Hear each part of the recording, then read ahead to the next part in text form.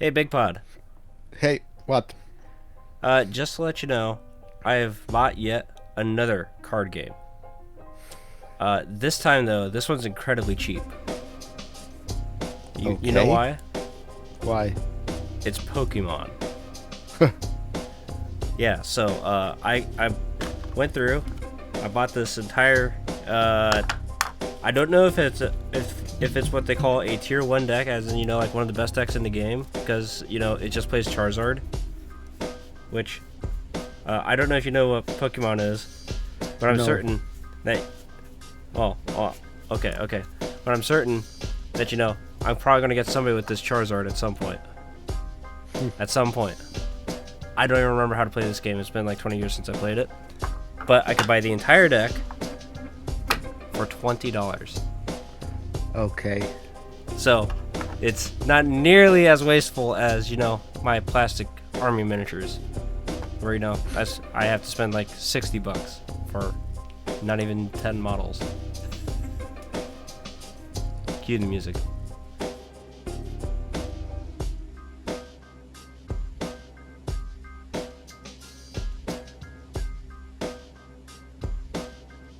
Hey guys, welcome to No Tux Allowed. I'm your host Josh, and today I'm wearing a lovely gray t-shirt. This one is not brand new. I bought it last week.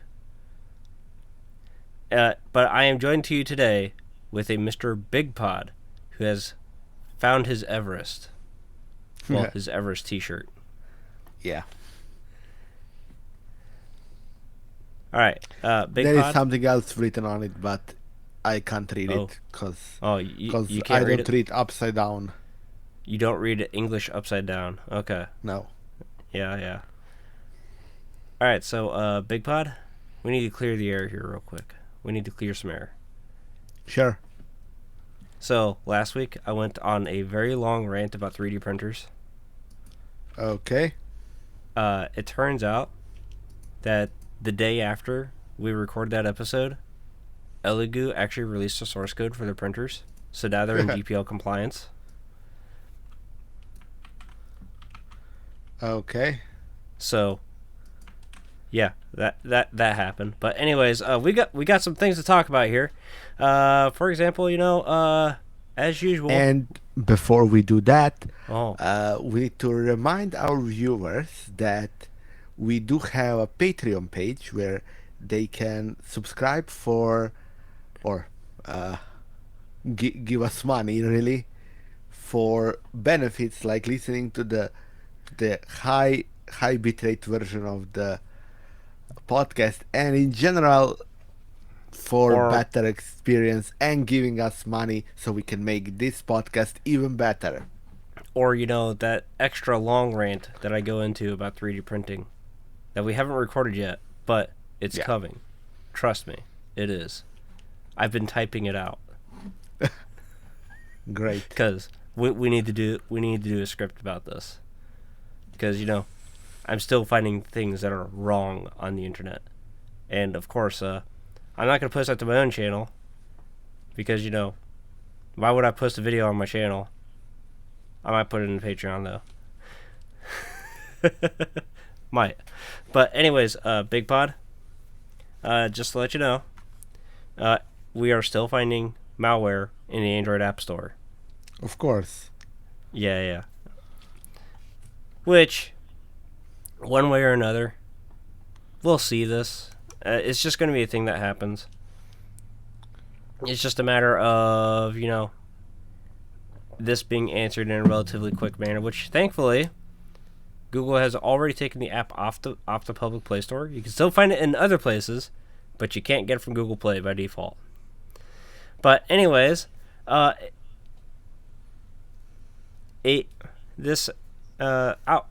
of all, let's explain what's going on here in the background. So there's this Trojan program that's running around called Cleopatra.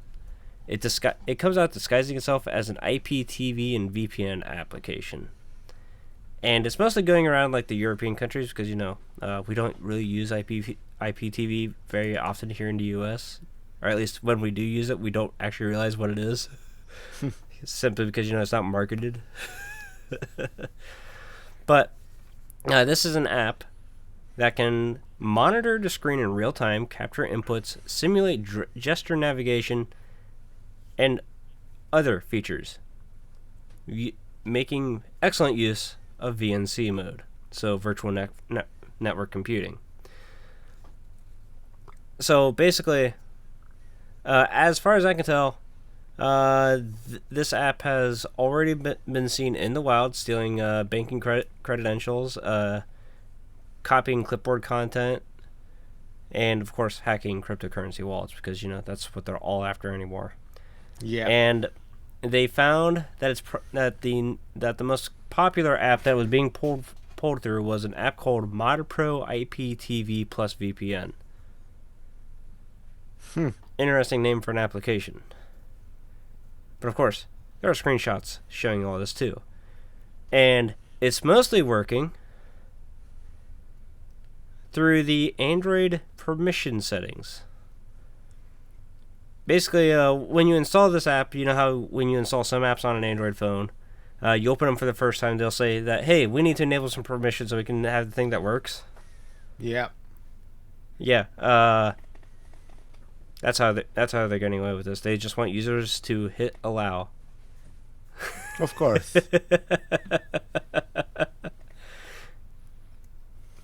And what it supposedly does right after you hit the allow button, it changes to a black screen for a set period of time, where then it runs a whole bunch of background actions on your phone to, install an app from a third-party source and so on. And next thing you know, your device is now compromised. Yeah. That said, they've only found like 3,000 unique infections, so it's pretty small scale. But, it's a thing that was posted in the security news feeds, so I figured we'd talk about it. Because, secretly we are a security podcast. But at what point, Bigpod, do we trust that Google needs to tighten security in the App Store?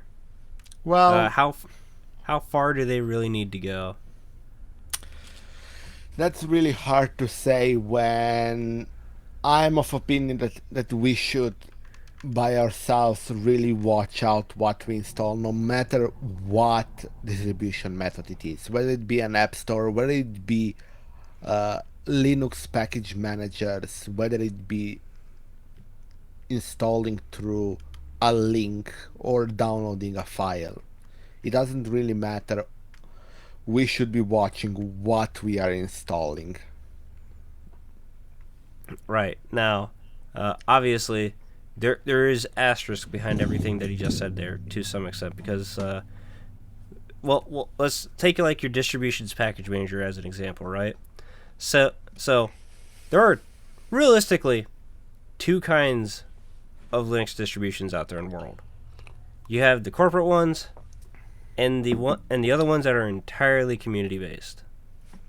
So we'll just use like Debian and Ubuntu as examples here. Now, Ubuntu is operated by and basically maintained almost exclusively by Canonical. Yes, you can volunteer and submit stuff to Ubuntu, and they may or may not approve it, but generally they're doing the core work in the package maintenance. So every time you install a package from the Ubuntu using the app package manager, there's an Ubuntu employee that's got involved in at least approving that package exists in the repository in some fashion or another. Kinda. Yeah. Now, Debian, probably not the greatest point of an example. Probably like the closest example would probably be a more community distro like Arch Linux than Debian, because there's a lot of Canonical employees also working the Debian project as well. But when it comes to Debian, you can volunteer to be a package maintainer yourself for packages in the Debian repository. You see them calling for more maintainers all the time for packages. So you can just sign up and become a package maintainer. There are some checks involved in that, but at the end of the day, you're dealing with entirely volunteer effort. So while there's auditing there, it may or may not be the best. Not to say that Debian's a bad project because of this, but you should definitely be careful what you sign up for. So, so when you're researching the packages, you at least wanted to see a name on there that we know who to complain to. That's generally what you're looking for here. Obviously, installing an Android application, the Google Play Store does not do a very good job as to telling you who actually published the app on the Play Store. I mean, It does if you look. It doesn't do the greatest. But, just kind of look at the name there and think to yourself before you install, like, a IPTV plus VPN app. For one thing, an IPTV app that includes a VPN bundled in with it, kind of concerning in my book to start with. Exactly.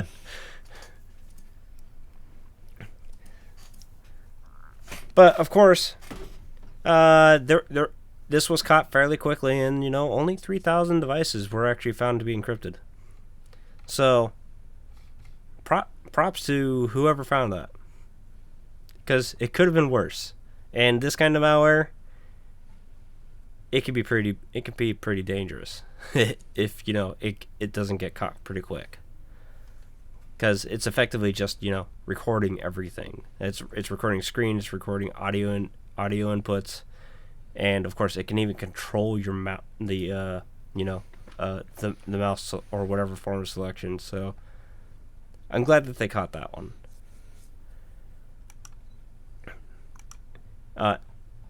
Also, Bigpod for secretly Linux users sometimes. Yes. Yeah. So let's talk about file systems. Yep. It turns out that BcacheFS was added to the Linux kernel earlier this year, and as of 2 days ago, it got removed from the Linux kernel. Yep. So there's a story behind this. BcacheFS is a copy on write file system. It's effectively the third big popular one that's come out.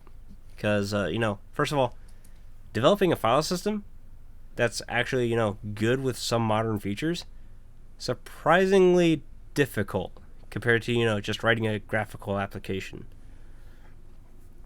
But, so there was a lot of work put into this, especially, it having advanced features given just inherent with copy on write systems.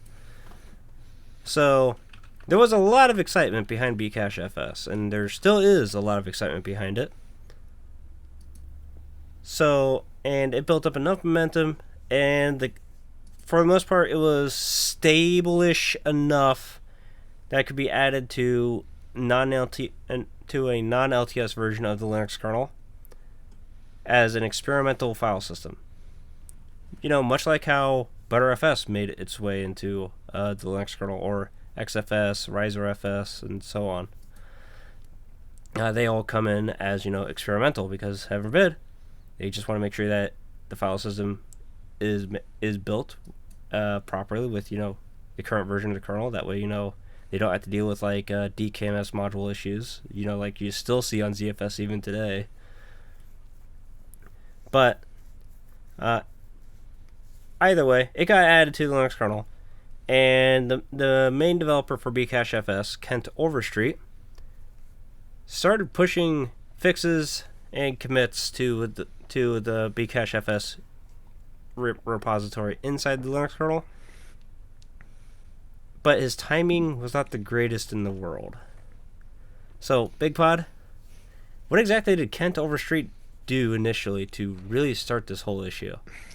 He's after feature freezes, he still kept pushing changes and pushing Linux to include them in the version for which they were pushed, even though there was supposed to be no pushes. Well, it's not necessarily that there was not supposed to be any pushes, or any merges. What specifically what is that when the Linux kernel goes into a feature freeze, they don't want more features brought into the thing, not without very good reasoning behind it. But so what if you're going to be pushing like a change, it's mostly for the sake of stability, or security. Those two aren't necessarily the same, but ideally you want stability plus security in your patches, basically at all the times. But anyways, I don't remember exactly what this feature was changing, but Kent wanted to have this feature come out as a drop-in solution to fix another bug that was handled by a completely separate feature. And Linus did not like that. Yeah, something like that. So they got into a bit of a debate. We've talked about this on the show. Just go back to our previous episodes, and see if you can find that in there. But there's a lot of coverage about that story as well. So not just us, but go look at the Brody Robertson videos. Go listen to the Jupiter Broadcasting guys. Go listen to them as well and hear their takes. Heaven forbid, the more different sources you hear about this, probably the better it's going to be for you. Maybe you can actually come up with a pretty balanced and fair opinion, rather than shouting at the void like half the people on Reddit seem to be. So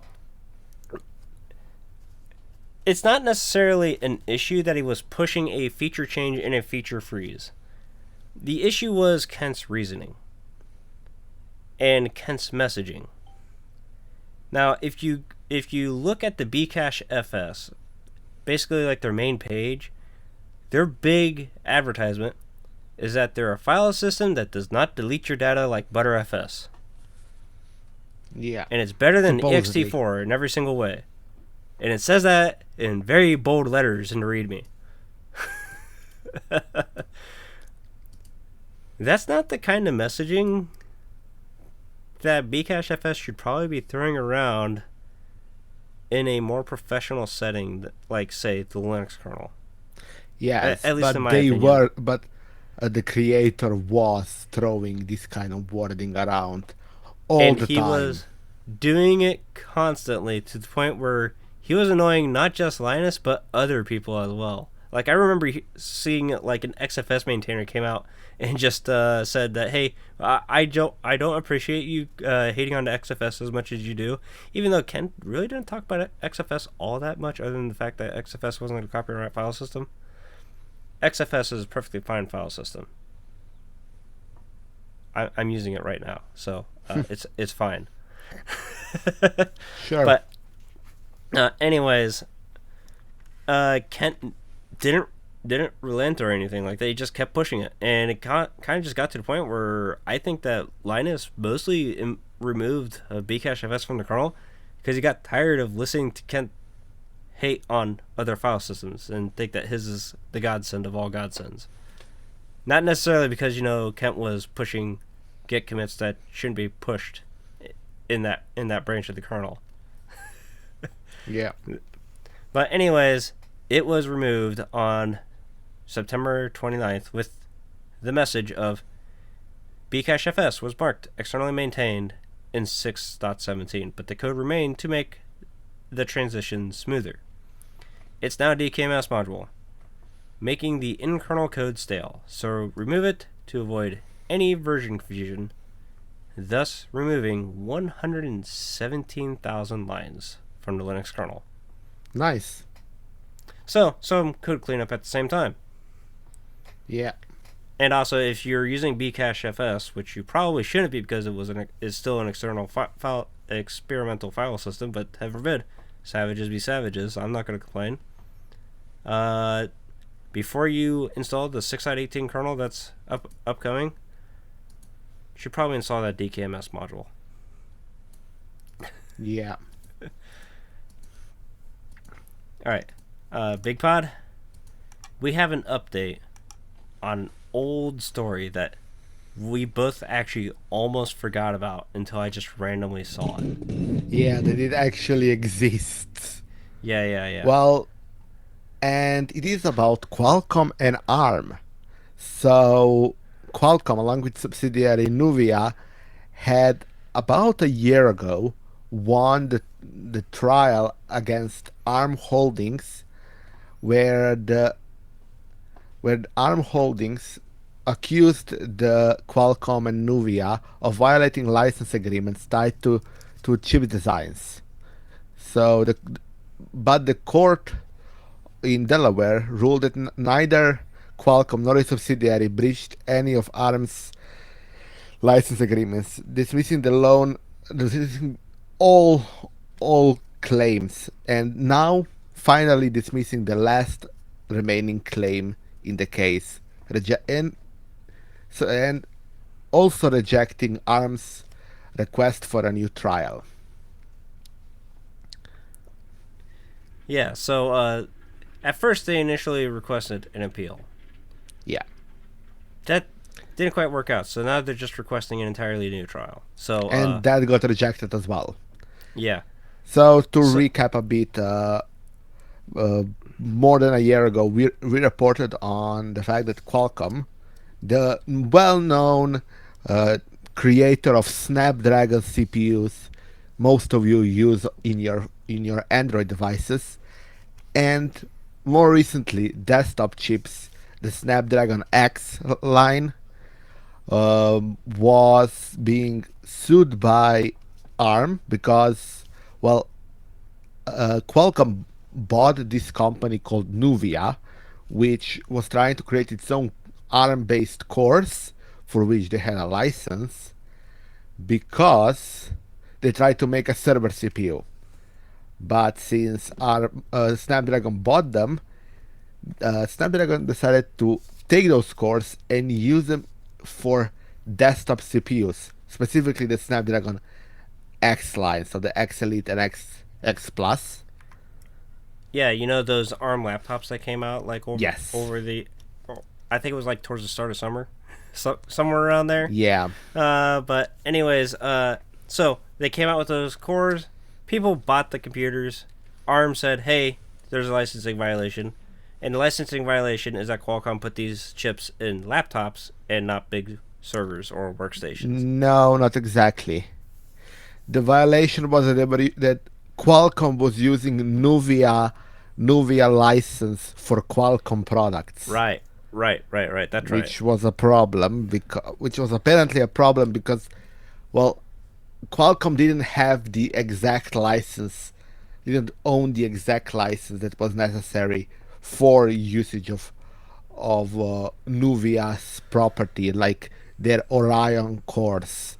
But Qualcomm claimed that it was appropriate to use what was created by Nuvia because their already existing licenses covered most of it, and that Nuvia licenses were allowed to be transferable with purchase of a company.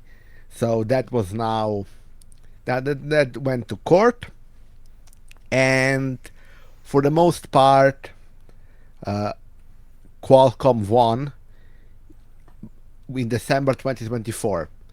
But the one lone remaining claim was that that jury was unable to agree on whether Nuvia violated its licensing terms with ARM. So everything else was okay, and Qualcomm won except on that one point. But apparently now even that's not a problem anymore, and Qualcomm won completely. Not very often we get like a sweeping victory like that at the enterprise level. Yeah. And normally it's a big messy ruling and we still don't know what's going on 20 years later. But it turns out that yes, there is in fact a secondary lawsuit that is still ongoing, involving, claims of breach of contract, interference with customer relationships, and conduct aimed at hindering innovation while promoting ARM's own products over those of a long-standing partner. That is still pending, and it's going to go to trial next year in 2026. So, I suppose it's going to be the next time we talk about Qualcomm and ARM in the context of a lawsuit, unless something else happens. Yeah. So, Bigpod, Yeah, how often do you watch an American movie? quite often. Quite often? Okay. Just wanted to check. Because, last I heard, American movies were pretty popular, but I don't know if that's still the case, because, heaven forbid, I don't go outside of America very often. So, big news was hitting the AI news feeds today that, I kind of just steadily watch with, like, a very, I don't want to see this, but I guess I might as well be subscribed to newsfeed kind of interest, kind of deal. When, you're trying to find RSS feeds for your RSS reader because, you run a news discussion podcast. But anyways, this, I found like 30 some articles for this posted in the last day about this actress named Tilly Norwood, who has 40,000 Instagram followers, has appeared in several short form videos, and it turns out she's not even real. Yeah, she is AI generated character. So, yeah. Yeah, it's finally coming for us. Tilly Norwood was created by Zakeo, the AI division of a production company called Particle 6. I don't know who these guys are, but apparently they introduced the idea of her at the Zurich Film Festival last month. And of course, they are currently seeking an agent to represent her. Wow. Which is what hit the news feeds for Hollywood. Was the fact that they were looking for an agent. There are responses from actors and the unions and all that already coming for this AI actress. For example, the actress Emily Blunt, known for many movies she appeared in, basically said, "Good Lord, we're screwed. This is really, really scary." Yeah, so in the context of for our viewership, we have an estimation of cost if our AI generated actor was to say take a role in a movie. That would include a 90% savings. Yeah. Compared to hiring traditional big name actor. Yeah. It's not that actors are overpaid at all. I actually think that a lot of actors are actually paid reasonably well for what they're creating. Yep. Because heaven forbid, if I make it big and I expect my face to be seen by millions at 4K plus definition, so they spent many hours making me look beautiful, I at least want to get paid for it. Also, at the same time, I give up all basis of privacy for that. Right? That is. Of course, I would want to be paid well. It's a big cost, so I think the pay in compensation completely worth it. Yeah, and based on my previous experience being an actor on stage during school time, it takes a lot of time to prepare for a role, especially for a movie role, which takes a lot more than something than a school lot more, play and with it. And in some cases, you probably have a lot less prep time too. Yes, and when you do it, you're basically sometimes you have to leave the role basically, right? Because there is no other way you're gonna fully immerse yourself in it to the enough point that it is believable at 4K quality or even higher. Yeah, but anyways, the big issue is, of course, the existing actors. You got to remember that that they get paid to partake in the film, and of course another thing that they used to get paid for was they used to get royalties for like DVD releases and so on. Yeah. Like every time you spent like say $20 on a Blu-ray or a DVD movie, a portion of that sale would go back to the actors. Well, in the age of streaming, that kind of just doesn't, that revenue just doesn't really exist anymore. So that has caused, these upfront prices for actors to balloon in the past 10 years. So, Exactly. Which is understandable. But, of course, Hollywood, being, largely driven by shareholders, and, wants to, hopefully not spend so much money. The less money they spend, the more profit they can potentially earn for themselves and their shareholders. Yeah, but the question is whether people will actually want to watch that kind of content. Yeah, and the worst part is, let's talk a minute about, the disconnected person. Because they do exist. When was the last time you looked at the list of actors for a movie? Bigpod. Like, say you went to movie theaters, went and just looked at all the posters that they have strung up on the side of the building, if they even do that, and go like, oh, I like the way that picture looks, I'm gonna go watch that movie. When was the last time you looked at the actors' names on the advertisement poster? Very rarely, if ever. Right. That's not how I pick movies. Right. Or really anything. It's not really how I pick movies either. But my argument here is that's probably not an uncommon case. Just walk up, watch like the latest movie about some shark attacking a boat. Pay your ticket, go watch the movie. Turns out that you really liked that movie, and there was an actor in there that did an outstanding performance, so much that you're finally inspired. So you watch the credits, you see the names scroll by, this person played this character. You get out of the movie theater, you go to the internet, you look up this actor because you want to see what other movies that they were in, because you're just kind of curious at this point. That's probably happened with you one time ever, Bigpod. Probably. No. No? I don't. Oh, okay. I don't do that. As I like to say, I watch movies, not actors. Yeah. Well, anyways, you're excited to go through this. You're just curious as to what other things that this guy showed up in, and you find out, oh yeah, that's AI. Yeah, that will happen in future, 100%. If it hasn't happened already. Very likely not. There aren't many AI, and even what is AI these days, a lot of it has behind the scenes an actor doing stuff. Because remember, up until like last year, even if they used AI for things like deep faking, especially for faking age or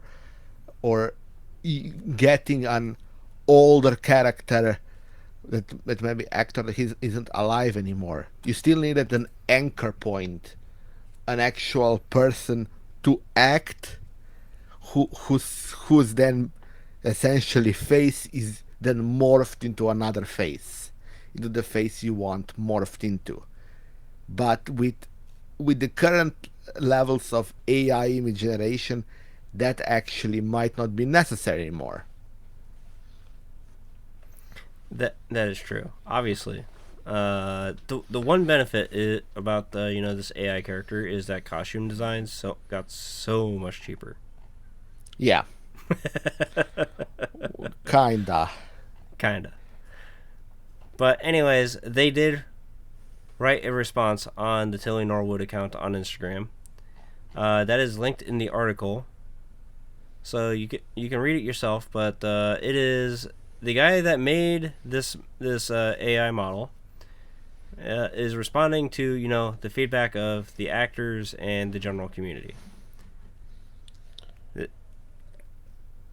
And he is painting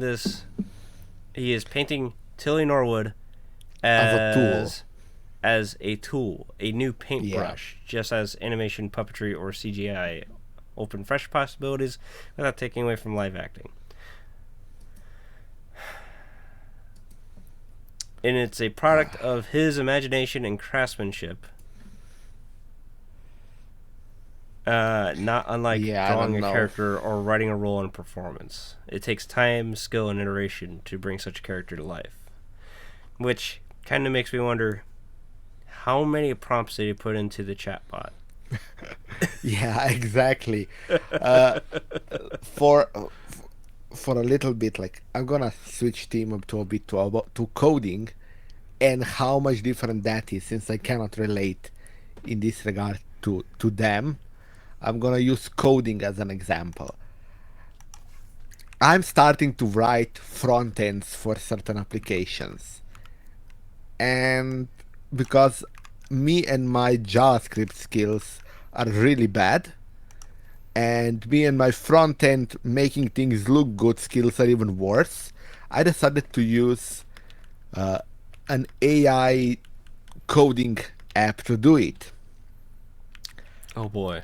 I would never call, if I only did AI coding, I would never call myself a developer, because you ain't developing. You're just telling a developer, a AI developer, no less, what to do. It's literally how when you're at a company, your boss tells you as a developer what to do.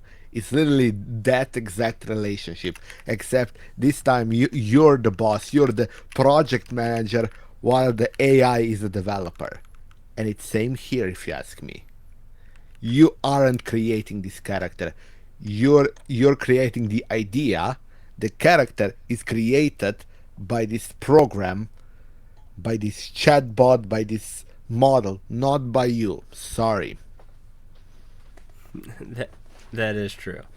So, I do kind of wonder if we can import this Instagram profile into, say, like one of these AI chatbots, and get the AI chatbot to become Nilly Torwood, and we can interview her live on the show. That would be interesting. That would be interesting. We need to see if we can do that one of these days, because if they're just gonna keep making AI actors and actresses, we might as well at least see what we can do to get them to do free interviews for us. Because heaven forbid, Yeah, we just might be able to do that. that'd be interesting. That would be interesting. So, Bigpod, I heard that there are ways to talk with us. Yeah. So the best way to talk to us is to send us email to contact@tuxbase.com.